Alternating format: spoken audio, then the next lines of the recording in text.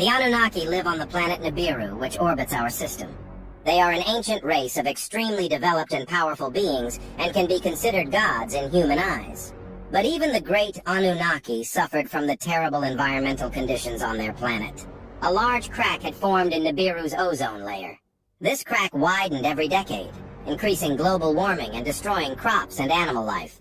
The Anunnaki discovered that pouring gold dust particles into the atmosphere slowed down the expansion of the crack, even reversing it slightly. But Nibiru was a mineral-poor planet, and gold was extremely scarce. The lack of food quickly led to revolt among the population. Groups of rebels challenged the central government of Nibiru, and a chaotic wave was about to sweep through every city on the planet. The rebels were led by Alalu, who, despite being part of Nibiru's noble lineage, did not have a good relationship with his parents. Trying to execute a coup d'etat, Alalu attacked and killed the king of Nibiru, demanding the throne for himself. However, there was an heir by right of lineage, Prince Anu. A public duel was organized to decide the new ruler of Nibiru. Anu and Alalu fought unarmed, and after a fierce fight, Anu was chosen as the new king of Nibiru.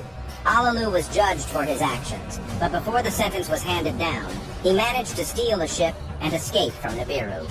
King Anu decided that exile was punishment enough for Alalu and decided to commit his efforts to saving his planet. Anu realized that the only viable solution would be to find the precious gold on other celestial bodies. Many space expeditions were made to the planets closest to Nibiru, but the results were dismal as gold veins were scarce. When hope was almost nil, a massive breakthrough was made on the third closest planet to the sun. A true paradise had been found. Most of the planet was covered with water, with large portions of land that harbored a huge diversity of animal and plant life. Even more important to the Anunnaki, there were many ores waiting to be exploited, including precious gold. To the amazement of Nibiru's entire royal court, the person responsible for the discovery was the exile Alalu. As a result of his vital contribution, he was pardoned for his crimes. The Anunnaki dubbed the planet Kai, but it was later known as planet Earth. The Anunnaki chose a region now known as Mesopotamia to build a wonderful city called Eridu. King Anu's eldest son, named Enki, was in charge of the metropolis while his father continued as ruler of the planet Nibiru. After 7 days of hard work, the Anunnaki completed the construction of Eridu.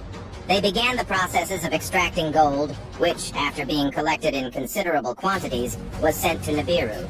Extracting gold was an arduous and painful process.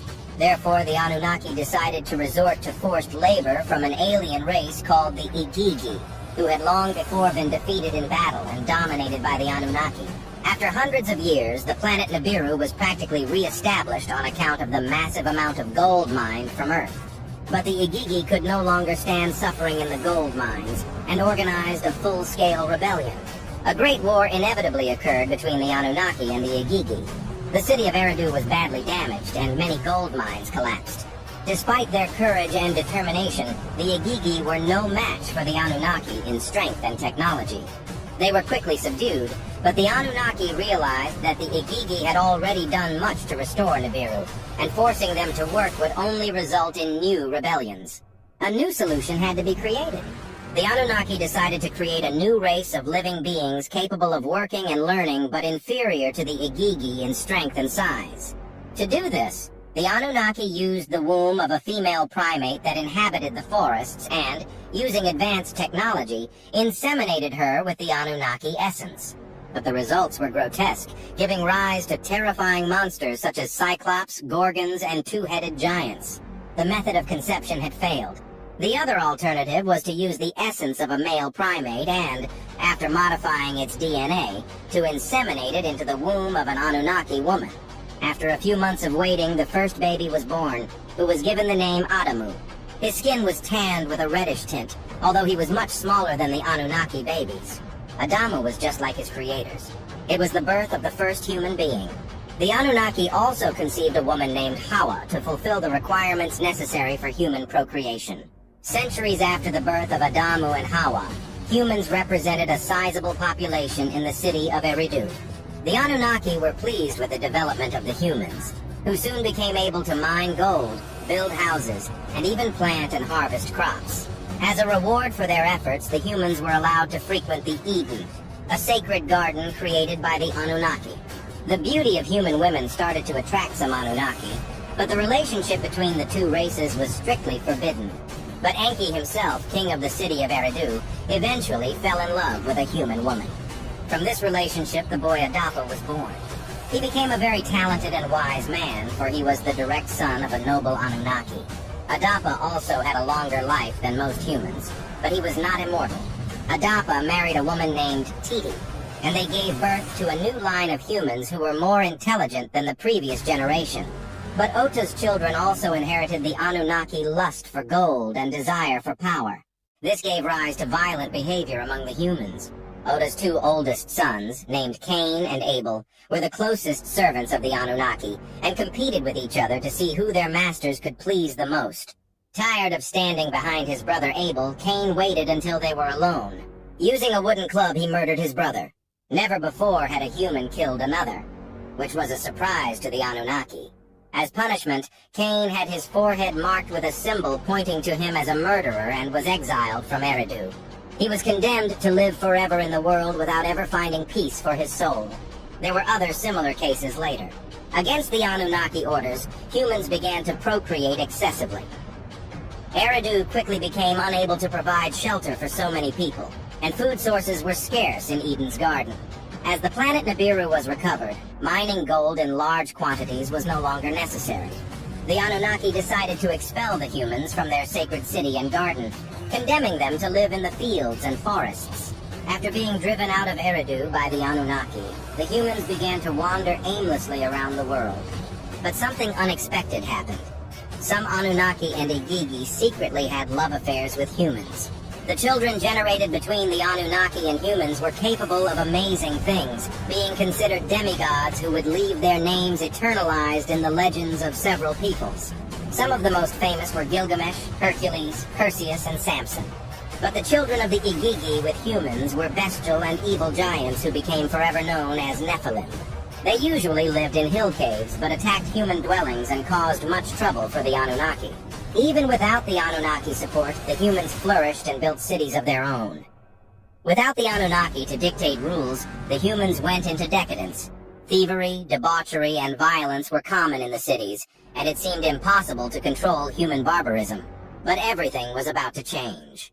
The orbit of the planet Nibiru was approaching Earth, an event that only happened every 30,600 years. The Anunnaki knew of the impending disaster, as Nibiru would reverse the Earth's magnetic poles, causing earthquakes, volcano eruptions, and tsunamis. The Anunnaki's final decision was to abandon humans, return to their ships, and flee into space where they would remain orbiting planet Earth until the natural disasters were over. Against the wishes of his advisors and family members, King Enki decided that the human race deserved a chance to save itself from the cataclysm.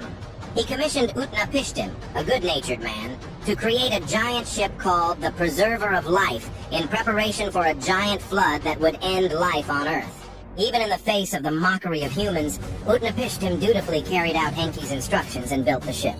Utnapishtim also sheltered and protected the essence of all the animals on Earth.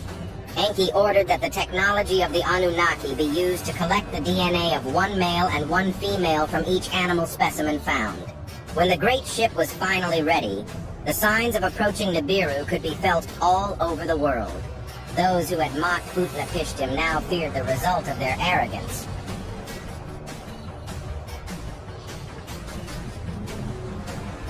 As predicted, the Earth was devastated by an unprecedented disaster.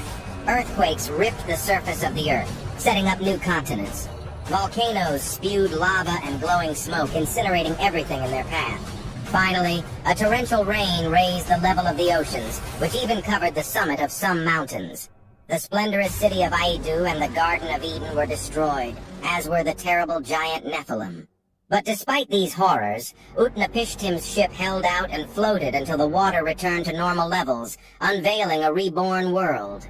With the help of the Anunnaki technology, life on Earth was restored. Powerful new cities were gradually built, such as Babylon, Uruk, and Nippur. Humans revered the Anunnaki again, worshipping them as gods and building temples in their honor. The human race occupied the new territories that arose after the flood, creating distinct civilizations, each representing the Anunnaki as deities according to local beliefs. But peace was again threatened, as Enki's younger brother named Enlil wanted to be Earth's chief ruler. The Anunnaki allowed humans to have their own kings in their cities, but Enlil was the sovereign of Earth with the title King of Kings. This position aroused Enlil's envy.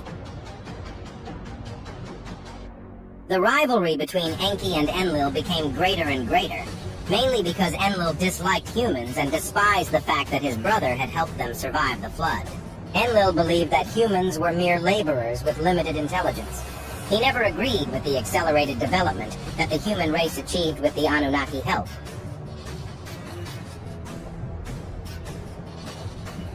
To placate the situation, Enki suggested a political marriage between his son, Dumuzi, and Inanna, Enlil's granddaughter. But Enlil's eldest son, named Marduk, did not accept this idea since he intended to unseat his father and uncle and assume the title of King of Kings himself. Marduk devised a plan that caused the accidental death of his brother Dumuzi. With the end of the arranged marriage, the enmity between Enki and Enlil escalated. Marduk was punished for the crime and exiled to a lonely desert. When he was informed of the disputes between the Anunnaki living on Earth, King Anu of Nibiru decided to intervene. Anu pardoned Marduk, who was released from exile and allowed to be among the Anunnaki. Anu also ended the feud between Enki and Enlil. He promised the two brothers and other Anunnaki of royal lineage a territory for each to rule on Earth. Enlil was given the region of Mesopotamia, Enki got Egypt, Inanna got Persia, and Nana was given the Sinai region. The pardon given to Marduk did not entitle him to rule the territory. Disgruntled, Marduk demanded Babylon, a city in which he became the main deity.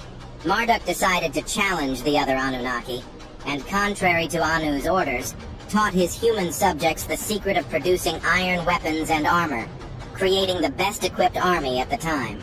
Thirsty for power, Marduk ordered the construction of hanging gardens in Babylon to replicate the splendor of the ancient Garden of Eden, which had been devastated in the flood. Not only that, Marduk also ordered the construction of a great tower that was to reach the clouds of heaven, defying King Anu. The Tower of Babel quickly reached an impressive height, as the construction was intended to overshadow all the other Anunnaki buildings on Earth. The outrage was not ignored by the remaining Anunnaki, and each leader started preparing human armies to face Marduk. Obeying Marduk's orders, the Babylonian armies marched out to conquer and enslave other nations. This was the beginning of a great wave of wars and conflicts between the strongest peoples of the Bronze Age. The Anunnaki constantly changed sides and formed alliances with each other, leading to chaos and destruction in many major cities. Marduk's armies managed to dominate Egypt and Sinai to confront the other Anunnaki. Marduk humiliated or annihilated the conquered humans. With no other way out, Enki and his brother Enlil joined forces. With the authorization of King Anu, they used the technology of the Anunnaki weapons and ships to fight Marduk, an extreme decision with many detrimental consequences to the world. The destruction caused by the Anunnaki weapons led to multiple natural disasters. Volcanoes, earthquakes, and tsunamis destroyed entire civilizations. Crops disappeared due to air contaminated by volcanic ash, with famine becoming ubiquitous. Desperate humans abandoned cities or formed marauding groups to attack more fertile lands. These grim events were recorded as the Bronze Age collapse. After causing such a catastrophe on the world, the Anunnaki realized that the wars would never end and could destroy the entire planet Earth. To halt the debacle, Anu ordered all the Anunnaki to return to Nibiru and let the Earth be ruled by humans. Some human leaders descended from the Anunnaki were chosen to rule the rest until the day when the Anunnaki will return to Earth to choose the people worthy of being taken to Nibiru, where they will live forever as immortals.